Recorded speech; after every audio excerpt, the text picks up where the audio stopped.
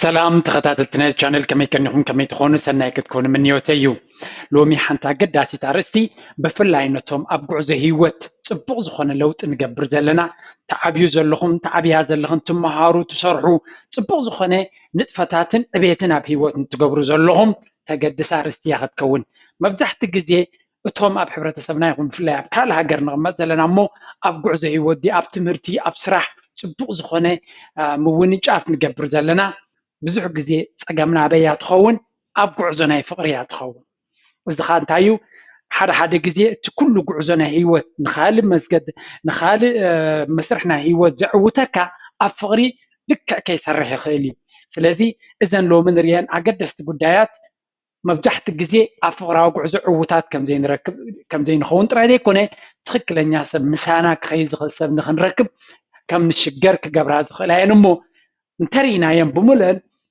ሰኣን ምስትውዓልን ሰኣን ዘይምፍላጥ ንገብረን እምበር ውራይልና ንገብረን ኣይኮናን ስለዚ ብምልአን ዘን ሓሙሽተ ክትርእይወን እሞ ከተስተውዕሉለን ከተወግድወን ዝዕረያ ድማ ክትዕርይወን ክትሕግዘኩም እያ እዛ ቪድዮ እዚኣ ብዝተኻለመተን ብፍላይ ናብቶም ትፈልጥዎም ንፉዓት ኣሕዋትኩም ኣሓትኩም ሼር ግበርዋ ምክንያቱ ንፉዓት ስለ ዝኾኑ ምኽሪ ኣይሓቱን እዮም እንዳችዋይ ድማ ብሂወት ዝግድኡ ስለዚ እንተ እዚኣ ቪድዮ እዚኣ ክትሕግዞም ትኽእል ትኸውን ኢለ እየ ዝኣምን ቀጥታ ናብታ ቪድዮ ክናቱ ሰናይ ምክትታል ይብለኩም ማለት እዩ point number 1 can't find love 5 things that can keep you single ሓሙሽተ ነገራት እንተ እዚኦም ብተደጋጋሚ ተጌርካዮም ሲንግል ኮይንካ ከም ትቕፅል ክግድዱኻ ዝኽእሉ ኢና ንብል ዘለና ስለዚ ተቐዳመይቲ ነጥቢ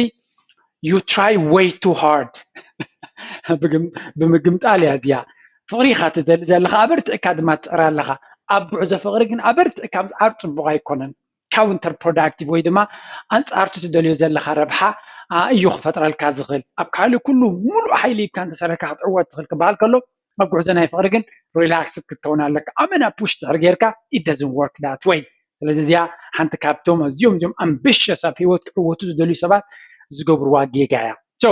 you feel getting older you want to settle down start to build a life and family face pressure from friends and family to get into a relationship of course ይርዳእኒ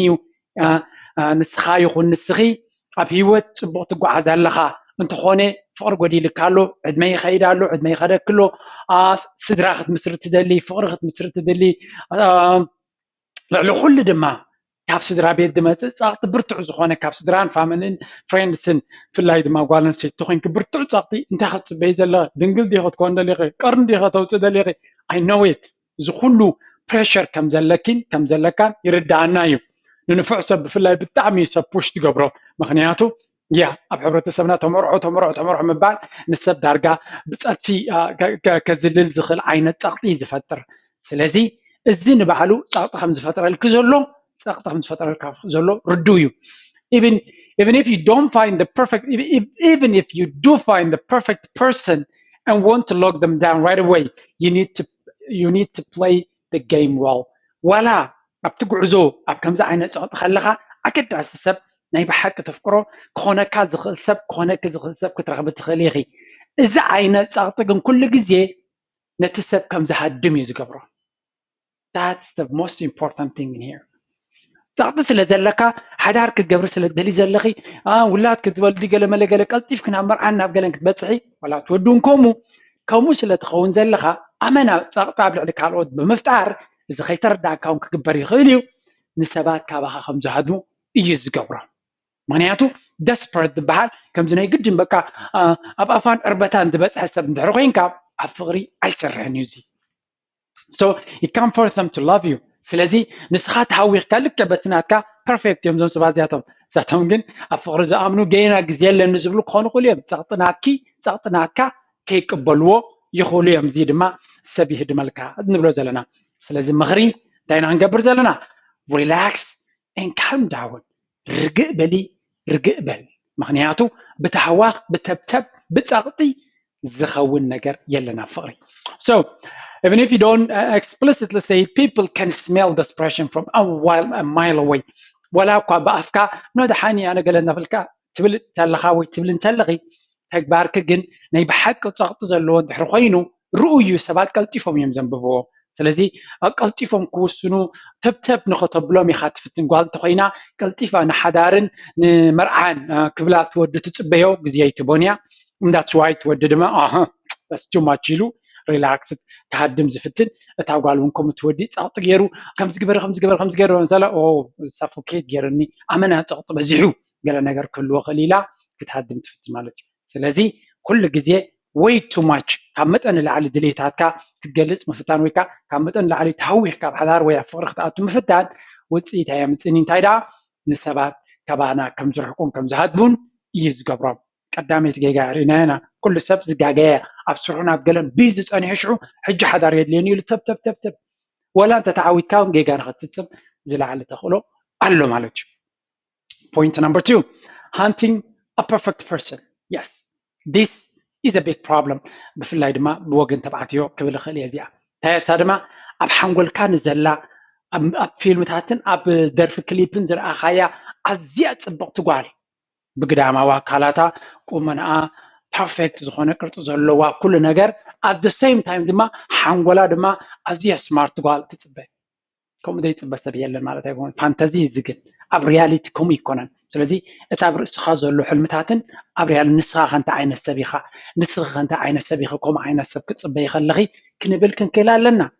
እንድሕሪ ኣዝያ ፐርፌክት ብኩሉ ብመልክዓ ሱፐር ሞዴል ብሓንጎላ ጂኒየስ are you the guy the right guy ንዓ ነዚ ከምዚ ዓይነት ሰብሲ ንስኻ ከመይ ጌርካ ክትረኽባ ኢልካ ትሓስብ ተስፋ ቁርፀኩም ኢለይኩም ኩን ስቲል ግን ሪያሊስቲክ ቁሩብሲ ካብ ኩንነት ክንርሕቕ የብልናን እዚ ድማ ብዙሓት ብፍላይ ኣብ ሂወት ዕውታት ሰባት ድሕሪት ዘትርፎም ምናልባት ኣብ ሂወት ፅቡቅ ደረጃ ናይ ምዕባለ በፅሕካ ኣለካ ክትከውን ትኽእል ኢኻ እታ ዝበለፀት ጓል እቲ ዝበለፀ ወዲ ክትረኽብ ምፍታን ግን ምናልባት ቁሩብ ካብ ዓቕምና ንላዕሊ ምህዳን ክኸውን ስለዝኽእል እሱ እውን ሲንግል ከም ንኸውን ክግድለና ይኽእል እዩ so you try to find the ideal perfect person like up to movie up to ስእልታት up to video ፊልምታት ትሪዮ ፅቡቅ ወይ ፅብቕቲ ከምኡ ድማ ነዊሕ ወዲ እንድሕር ኮይኑ ወይ ከዓ ሃብታም እንድሕር ኮይና ወይ እንተኮይኑ ሴክሲ ኢንቴሊጀንት ስዊት ፋኒ ኩሎም እዚኣቶም ኣብ ሓደ ግዜ ዝተኣከቡ not easy while they need to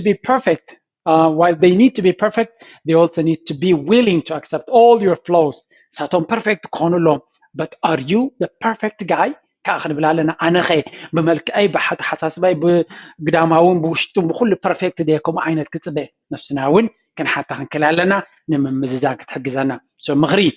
throw out your list ሊስታ ክህልወካ ከምዚ ዓይነት ኣነ እዝን ካብ ጓል ይደሊ ካብ ወዲ ይደሊ ዝብል ብጣዕሚ ፅቡቅ እዩ ሊስታ ክህልወና ኣለዎ እንታይ ኢና እንደሊ ክንፈልጥ ኣለና እንታይ ከም ደሊ ዘይፈልጥ ሰብ ክረክብ እውን ኣይክእልኒ so but while it is okay to have a list you shouldn't let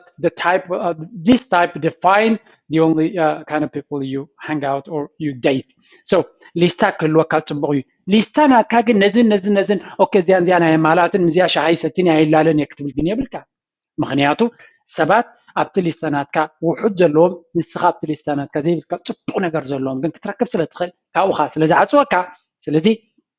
ወላ እቲ ሊስታ ይሃልኻ ኦፕን ኮይንካ ናብ ካልኦት ሰባት ምቕራብ ግን ኣገዳሲ ይኸውን ማለት እዩ ምክንያቱ ኣብ ዕዳጋ ናይ ሰብ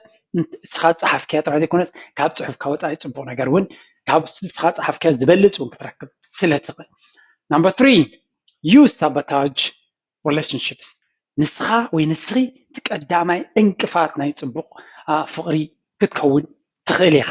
ብኸመይ ክንብል ኢና ask yourself ነፍሲ ወከፍና ነፍስና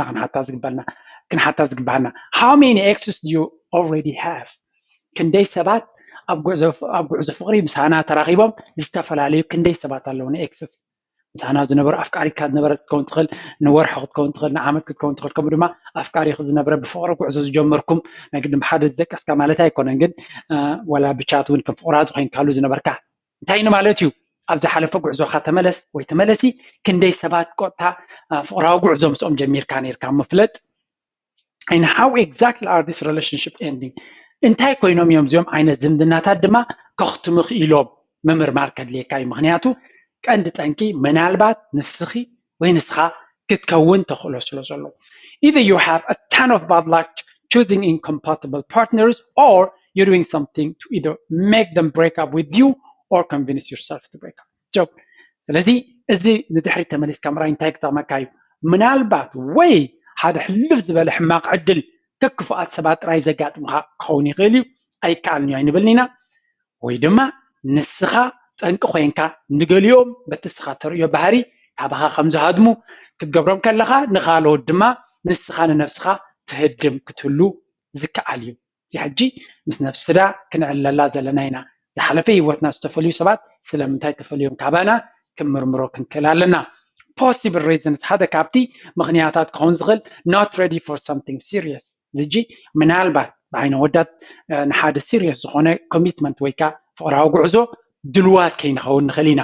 እዚ ጥዑይ ፍቕሪ የጋጥመና ግን serious ክንከውን ስለዘይንኽእል ፅኢልና እታ ጓል ግዜኣ ከነጥፋላ ከነባኽነላ ንፍትን ንኸውንም ወሰንካ ቀይሕ ካርድ ሂበናና ይኸዳ ኾና ወይ ድማ ከምኡ ታጓል እቲ ወዲ ሓደ